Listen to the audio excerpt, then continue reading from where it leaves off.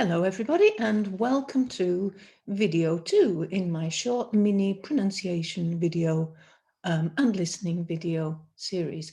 In the first one we looked at pronunciation as decoding. What happens when you listen to a sound, what happens and why do you sometimes not understand it? Why is it important to be able to understand the segments or the component parts?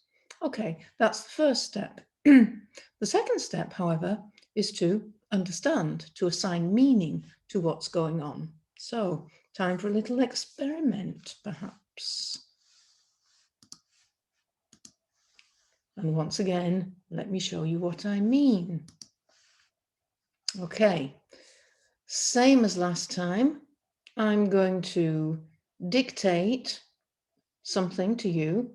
And I suggest that after you hear it, you stop the video and write down what you hear. Okay, are we ready to go? So my dictation today is right, right, right.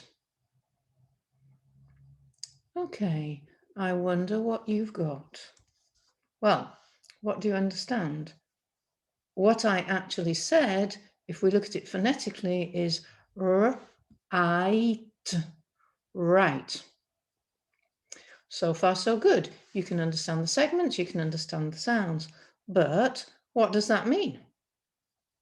You know that it could mean, for example, right, or it could mean right. The pronunciation is the same, but the words are different. So to understand these, we need to put them into context. We need to have other words. So the next stage, which may seem obvious, but sometimes isn't and is worth looking at, is understanding the word in the context.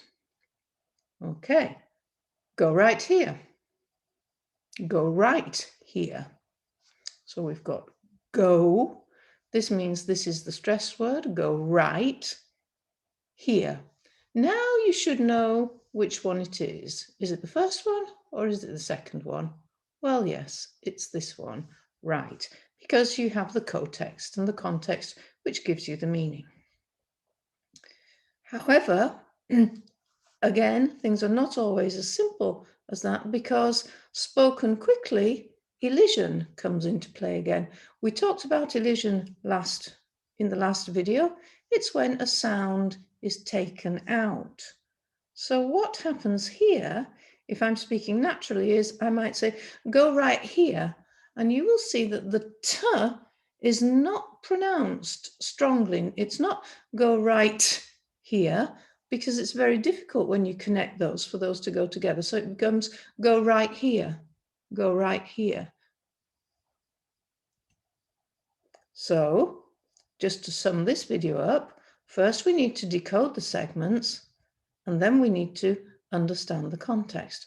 Once again, it's a question of practice, listening, looking at short parts of speech. You can do this with a YouTube video, but don't look at the whole video, just look at a short part, focus on it, see what's being said, and focus on decoding the segments and understanding in context. That's it for today. Looking forward to seeing you in video number 3.